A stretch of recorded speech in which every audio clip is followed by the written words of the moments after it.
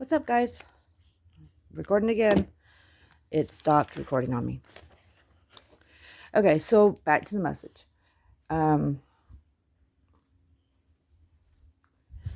Just gonna get in bed. It's not working. Okay, so basically he's telling me, at this point,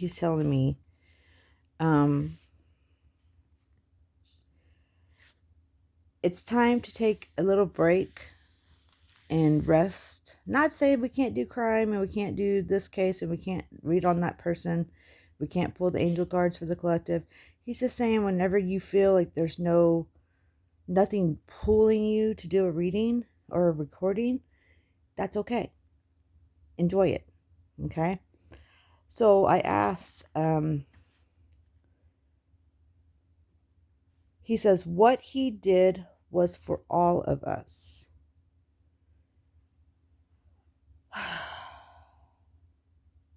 Well, yeah, it's Easter, so I thought he meant Jesus. Jesus sacrificing his life, God giving his only son.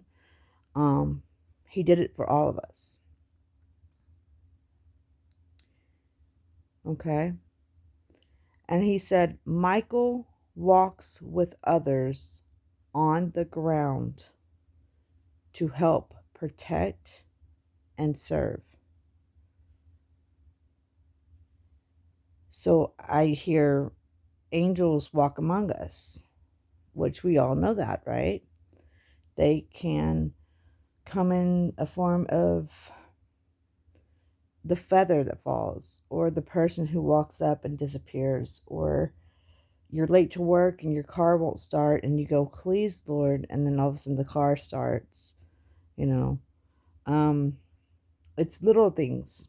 But he says that Michael, and he said Michael walks on the ground with others to protect and serve. I didn't want to record this yesterday. I don't know why. I felt like it was just not right to record this on Easter for some reason. And he said that was fine. He said, we only want you all. He said, you all. And then he said, people. Because I was like, you all? Like, who talks like that besides me? And he said, people. He said, we only want people. And then I heard you all to live and love. So he bought us more time. So he bought us more time. Okay. I don't know what that means.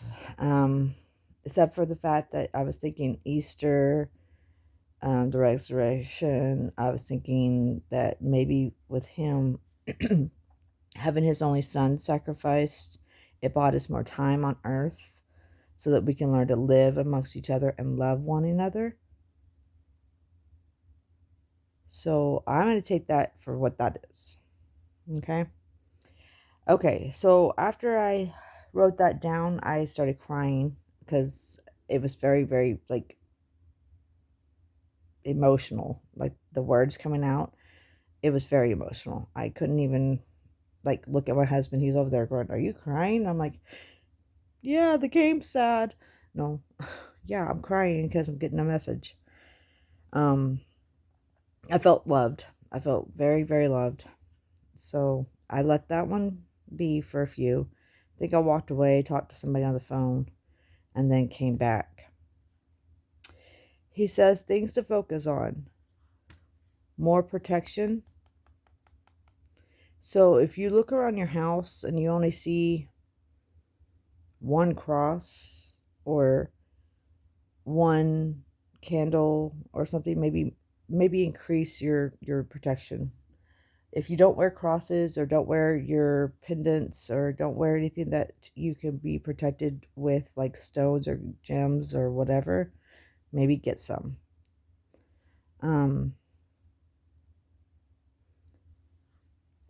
I don't know what I said there.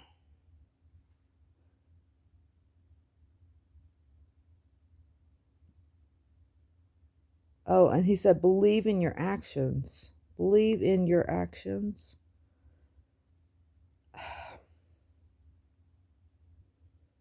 Don't know what that means. Believe in your actions. What does that mean?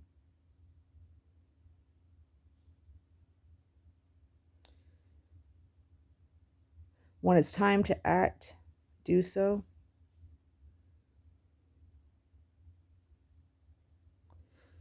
Okay, so what he's telling me on that is he's saying that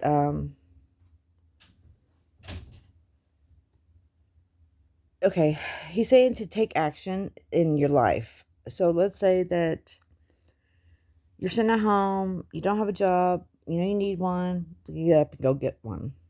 If you're sitting at home and you have to exercise, get up and go exercise. Um, if you are at work and you're not sure if you're doing the process right, get somebody to help you do it or learn how to do it. But he's saying your actions are very, very important. Without action in your beliefs, there's no point in moving forward. So let's say that you don't go to church a lot, but lately you've been thinking about it. Do the action. Go to church. Let's say that you've been talking about the garden that you want to plant, like me. I haven't even started. I got my seeds on order. I'm waiting for them to get here. Um, but I forgot to order them. So I was told to go ahead and put the order in, get stuff, and get it started. In other words, your actions are important. He's telling you to move forward. You know, if you haven't seen your kids in a while, go visit your kids. If you haven't took a trip that you've been wanting to take the trip. Your actions are what gets you by. Okay. Okay, then shortly after that, I walked away. Like I said, I walked away for a little bit and I came back and I was sitting down and I said, okay, I wanted to hear about Lisa Iron. The very first moment I opened my eyes to her photo, I heard kidnapped. Straight up, kidnapped. I said, is she still alive? He said, yes. And then I heard her voice. I heard her voice, but it's not her. It's like she's still on the plane. She's 9 years old. She is almost 10. And then she said, her energy, this is her energy that I was feeling. It's the only thing I could think of because it's like her thoughts, but not her voice. Okay. She said, was kidnapped for a woman. And then she said, hired someone. Okay. Um, she told me Minnesota, and then I got the number 196 Here Road, Hurr Road. Not real sure yet. She told me a 4 windows in the front of the house. She had me draw it. Can't really see it, really. See? I don't know if you can see that. It makes no sense to me because it's in pencil. She says, has me, or had me 9 years to 10, almost 10 years now. Call her, call her. Not sure what I'm saying there, love. Hang on.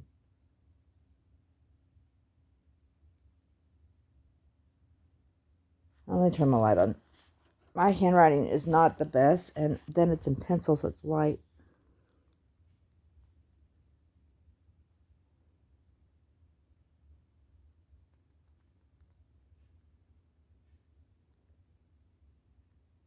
Oh, she calls her Katie. She goes by Katie now. Um, she likes funny older cartoons like Bugs Bunny, Roadrunner, all the old ones that we classic cartoons. She says, please don't tell. Oh, this is something I got. I got literally from Heather's energy. Um, I'm sorry, that's what the name of the woman that took baby Lisa. Um, she said, "Please don't take my baby. I love her. Ask her herself. Ask her yourself." And then this is when I heard Katie. I heard Katie, which is not Katie, her name is Lisa. She said, "My mom is strict, but she loves me. But I know she isn't my mom. So what can I do about it? I try to survive." Heather, her name, 41 of age, not married, homebody. Uh, she says, stays alone. When she was telling me this, I literally could see the house and I could see Heather like peeping out windows and closing windows. And she's still paranoid. She has this child. She's been raising this child. She's still raising this child. She doesn't even live in the same city, but she's afraid that someone's going to recognize this baby. This baby's being homeschooled. She has no friends. She's not, Heather's taking care of her and loving her, but she's not taking care of her in the social aspect of taking her to church, taking her to the grocery store, taking her to be socialized. But Katie's okay. She's like, "I'm okay." She was like, "I know that someday somebody will find me." She gave me this address. Let's see. She tells me Minnesota 196 HURR Road, which I haven't even looked up. She describes the house to me. She said it has 4 windows in front. The garage is in front. She tells me that it's like a garage, and it curves back. There's windows, 2 of them, and then the door is on this side of it, and there's 2 more windows on that side, and then it has an awning over the front porch. Like she describes it to me. Now, I don't even know if there is a HURR road in Minnesota. I haven't got the name of the town yet, so I'll have to look that up.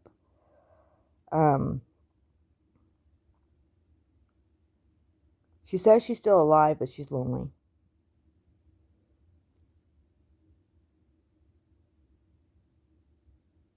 Yeah.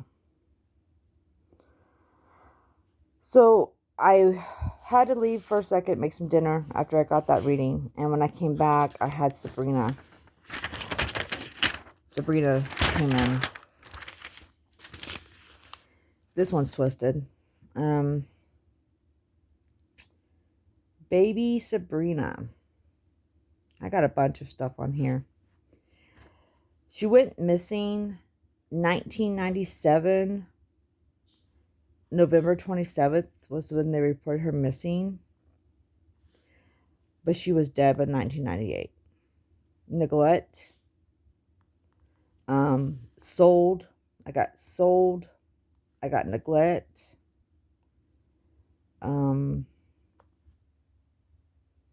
I wrote down the parents' names, Stephen and Marilyn. Marilyn.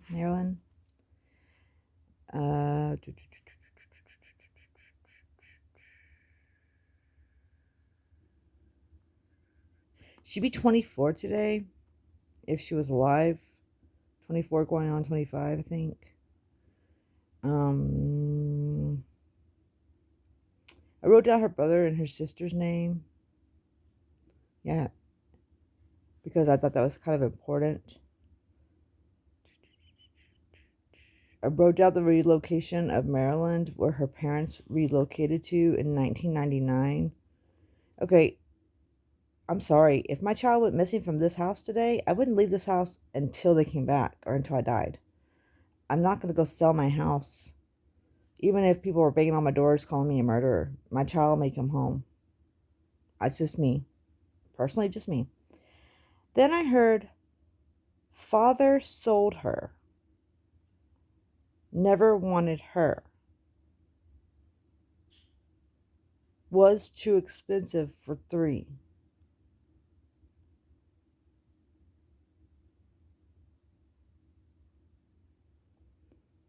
I don't know. I heard neglect. I heard was supposed to be sold to another. Um, no one took care of me.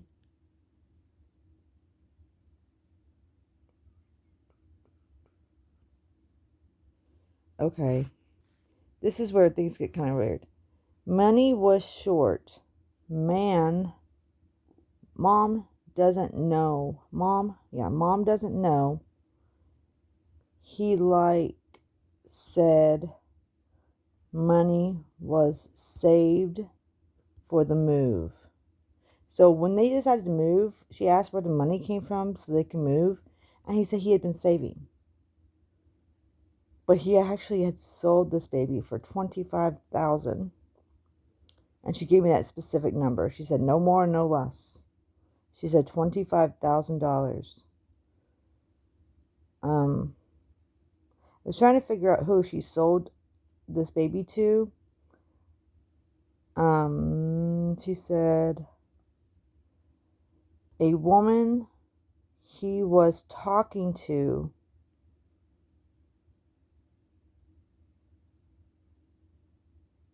knew.